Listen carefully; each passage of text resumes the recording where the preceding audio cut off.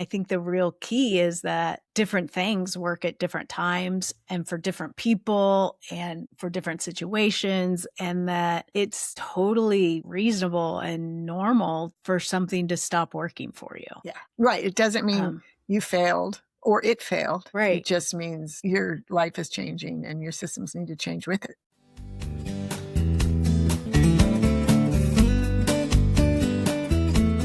Hey there, welcome to Getting to Good Enough. I'm Shannon Wilkinson. And I'm Janine Adams.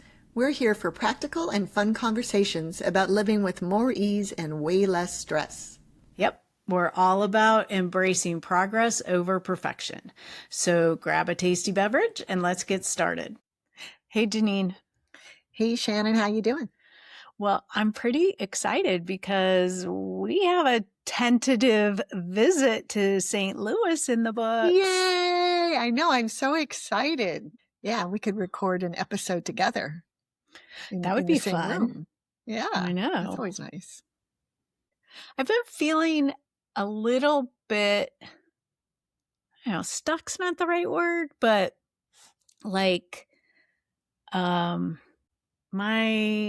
old, I guess I'm having a hard time sort of getting back into the swing of things. Like everything's been so chaotic / nothing, if that makes sense, for almost 5 months now.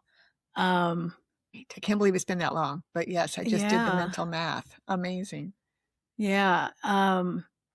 That it's sort of hard to get back into the swing of things. And I feel like I need to, I don't know, maybe shake things up a little bit to get me reinvigorated about getting things done. You would think just finally being able to get things done would be enough. Right. So you're feeling like you need to reinvigorate your systems around getting stuff done? I think so. What's been kind of popping into my head is maybe a little term of to-do list bingo to make things fun again. Yeah. For me, it was really good when I had stuff that I wanted to do, but wasn't high priority.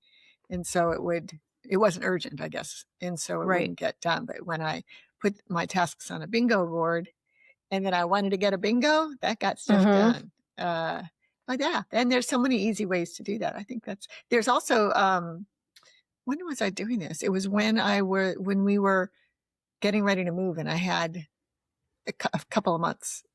And I think I had that long. And I knew I had to downsize. And I was overwhelmed by all the different ways, all the different rooms and stuff. Anyway, I found an online bingo card generator. Oh.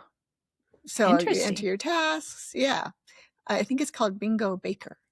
And you enter your tasks and it creates a board. And so anyway, there's so many ways you could do that. It's so weird. I mean, I have a system I love and I'm not remotely interested in changing anything up, but I'm so excited for you to do to-do list bingo. Yeah. And we've talked about this to-do list bingo a number of times on the podcast. So we can point people towards resources to learn more about that. But it's just a fun way and kind of gets me excited to do some of those things that are just not feeling as exciting to just cross off a list, But I get a little stuck in doing that and thinking, I have a good system. This should work. Why is it not working? What's wrong? Right. And if you dig in your heels about that, then nothing gets done because it's not working for you. And so you're not working with it. And so, shaking it up and even if it's just a temporary shake up and you end up going back to whatever it was you were doing before, that I think that can make a lot of sense. Yeah. Yeah. And it's taken me a while to sort of come up with the hybrid system that I've been using. I use a bullet journal and then I also use Todoist and my online calendar. There is some repetition. There's some redundancy built into that. And At first I thought that was maybe not a good thing. Like, this is wasted effort. I don't need to put this in my bullet journal if it's already on my calendar. But what I learned for me is that actually copying things into my bullet journal and writing them out helps me remember stuff and picture my week more effectively than if it's just on my electronic calendar. Oh, interesting. Yeah. And I also use a bullet journal, and you and I use our bullet journals really differently, right? We both created systems that work well for us. I don't have a weekly spread like you do, so I'm not rewriting my activities except do what do they call it? A future log. So I have the coming year in 3 pages per month, so I can jot down things like when I start a subscription to something on a cheap free trial. And I can write down, cancel this subscription by this date or you will be charged. But it occurs to me to say, I wonder, when you think about shaking up your system because it's feeling stale or what have you, could you shake up how you use your bullet journal rather than like taking it out of the system away from the bullet journal? I mean, there's infinite ways to use a bullet journal. Yeah. I mean, well, in essence, what I'm trying to do is sort of gamify my task list in a different way. And so, I mean, I could make a bingo board in my bullet journal. So is part of the record. Yeah. Yeah, you sure could. And I'm still, just using that one tool. It's not another piece of paper or an online thing or something that I have to pay attention to. Right. But just sort of a different way to approach my to-do list. Yeah. You could incorporate some washi tape or rubber stamps to make your bullet journal fun. You're not a washi tape rubber stamp person. That if they happen to magically appear in front of me, that would be awesome. But if I sought them out, that just seems like a rabbit hole that is not going to help me get more things done. You don't want me to share my favorite shop for that stuff with you? No, I don't want to know it exists. I may just have to pop a roll of washi tape into the mail to you. Yeah, that is 100% going to put me on a perfectionist streak that would be really hard to get out of, as opposed to right now, I could just draw a grid and write things in it. Yeah, but just think, if you create, all you have to do is get some washi tape and a die cutter. Stop. I love my washi tape. And I don't get perfectionistic about it, though. But I think the point here is, and we've both experienced this, that we can get going with systems and love them, and they can work really well. And then life happens, something changes, and we start seeking out something different. I used to, do you remember how crazy I was about my Trello board? My Trello task board? You were like evangelical about your Trello board. Yeah. I mean, I had automations. I had all these, it was something. And I haven't used it in years and years, because I've been using the bullet journal since 22. So 4 years. Yeah, it's so funny. I mean, it really was great. And I think for me, part of it was the novelty of it, I think. Right. Maybe, although it lasted for a while. I think the big part of it was confetti. Remember when they added that thing where you could, when you moved a task into a different column, it would do confetti? That's right. I think you're absolutely right. And I'm pretty sure, because I have that set up in that's how I track my reading, what books I've read. And when I move a card that is a book that I'm currently reading into the column for the year that I have read it, and I get that little confetti, that's exciting. Yeah. And I'm glad that YNAB gives me confetti. So at least I still have confetti in my life when I reconcile, right? Yeah. But no, I'd forgotten about that. You're right. It's that stuff is so powerful. Or like in the Libby app, where if you return a book in early, you can get a shower of flowers. I mean, yes, makes me want to return my books early. I know. Yeah, so get that done. Yeah, exactly. Yeah. So that was nice. Definitely a nice part of the Trello board. Or then I tried Todoist for a while, got that set up, and that never really took. And then certainly my bullet journal since 2022 has evolved a lot. Right. But in any case, what it did was keep me sane in the year of 2022, which was an insane year of caring for elderly people. So, like I sometimes have to review those pages and I get all stressed out, reliving it. Yeah. Yeah. But I'm grateful for it. And I'm grateful that it's for me really flexible. So like when we went through 2024, which was another difficult year, where I didn't have a lot of bandwidth, and maybe didn't use it like I'm using it now, it still captured for doctor's visits and stuff. It was always there. And so all the notes from all the doctor's visits for Barry were there, which was invaluable. And I don't know what I would have done if I didn't already have it. Yeah. Who knows? And I wonder. As I recall, that was one of those things that took me a long time to get you to consider using. Yeah, you were I'm sure. all about electronic task management. That's right. I felt like I'd finally gotten there. Like I was always working toward electronic task management. I got there. I had my confetti. And then I didn't want to go back. And I wonder what maybe you recall, I don't, what it was that just made me decide to try it. I remember that I had a notebook that a client had given me that I did the last 2 weeks of December of 21. I thought, I'm just going to see how this feels. So I put no perfectionism around it at all, because it was not going to be only going to be used for 2 weeks. Right. And in fact, it's quite ugly if I look at it. But then I was hooked, I think. Yeah. Yeah. Well, and because it certainly is valuable. And this isn't just promoting bullet journals, but I think the real key is that different things work at different times and for different people and for different situations, and that it's totally reasonable and normal for something to stop working for you. Yeah. Right. It doesn't mean you failed or it failed. Right. It just means your life is changing and your systems need to change with it.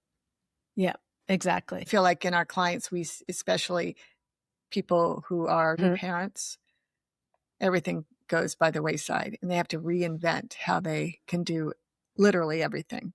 And that's a really obvious example of how when life changes, your systems have to change too. Yeah. Yeah. I was just hearkening back to the Autofocus. What was it called originally? It was called Do It Tomorrow. Do It Tomorrow. Mark Forster. Oh, yeah. Mark Forster. Yeah. And then he did all these different iterations of list making, essentially, with different rules of how to do it. And I remember getting sort of frustrated because it seemed like he just kept changing the rules. Be like, oh, no, now you have to do it this way. And then, oh, no, you have to do it this way. And this is the right way to do it. And then at some point I sort of realized, like, well, it doesn't matter. The premise is still the same. You get everything out of your head and then you work through your list in a way that allows you to work through your list. Right. The way that works for you. He was always giving you new options, new ways to work through your list.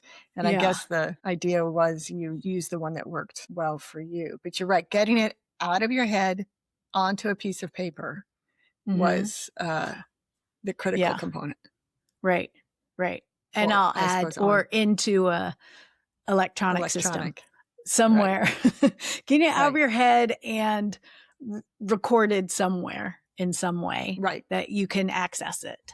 And hopefully everything goes into the same place, into the same repository. Yeah. Gosh, I kind of wish I had an old notebook from those days. I'd be curious to look at it to see how, I mean, because he was always changing it up, but it was basically long lists of just long Yeah, it was lists. basically long lists. And, you know, you might start at the top, you might start at the back, you might go through the whole list until you find the thing that jumps out at you. And then you look at the whole list again and see if there's anything that needs to be done before you do that thing. And, you know, there were just a lot of different ways to approach it, which in hindsight is really valuable, but at the time was really messing with my head because I wanted to do it right. It was before I had fully embraced good enough.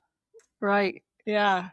I have a bunch of blog posts from back then. I'm going to have to, I'm going to enjoy looking at those because I can't even quite remember. I just remember I was very passionate about it and it worked. Yeah. And for me, I believe it was a big departure from wanting to create categories of tasks because all the tasks were in one big list that you worked your way through. And that was a big shift that had novelty associated with it and a little bit of structure. It's interesting. There's all these different ways to figure out what it is that you need to do or want to do.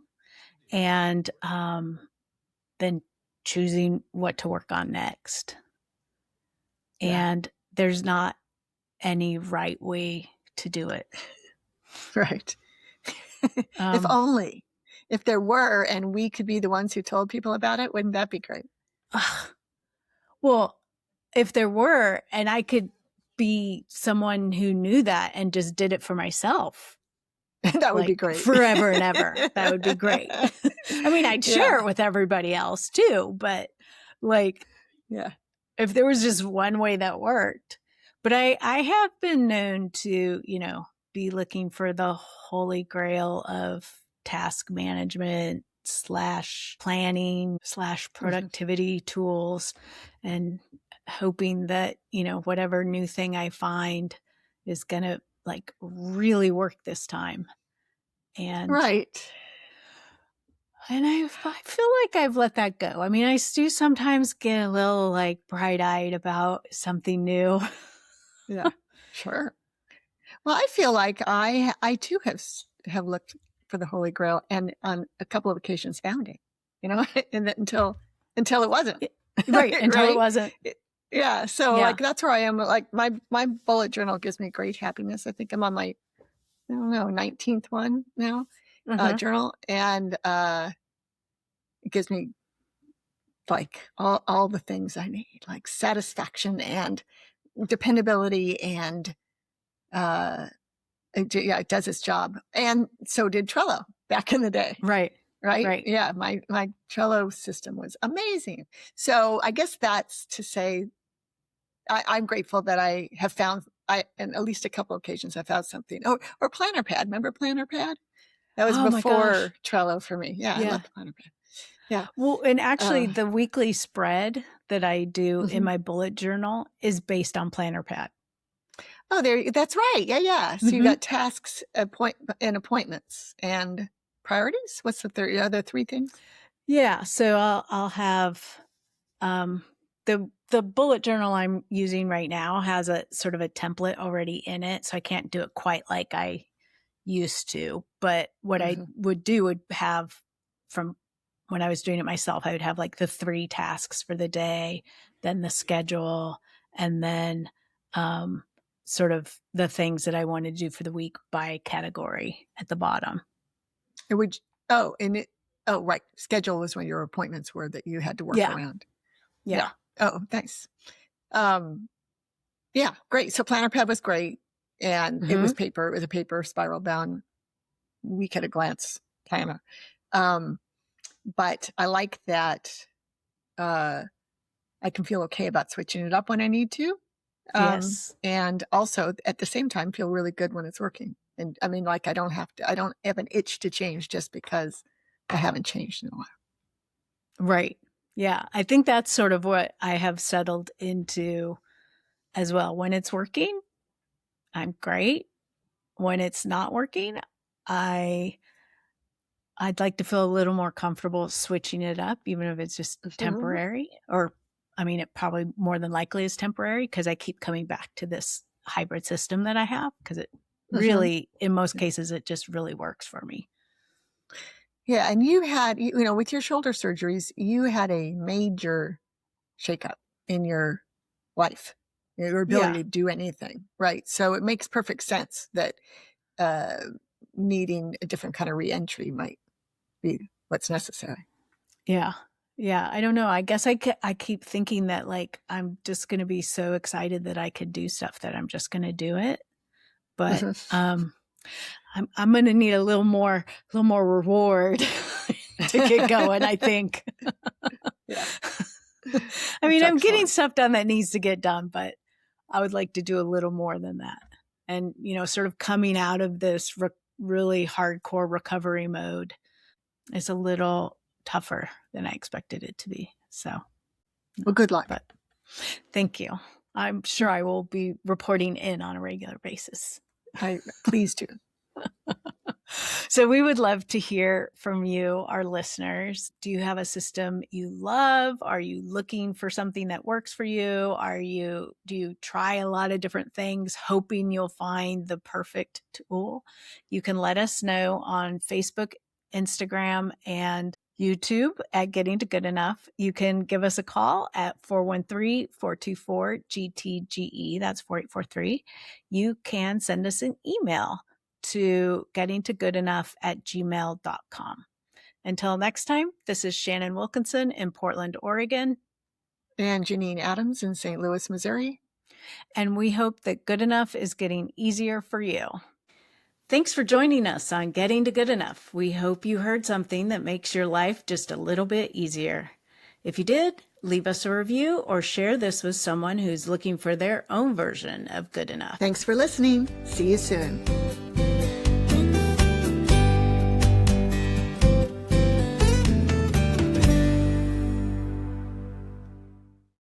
Now I'm excited to make my bingo board.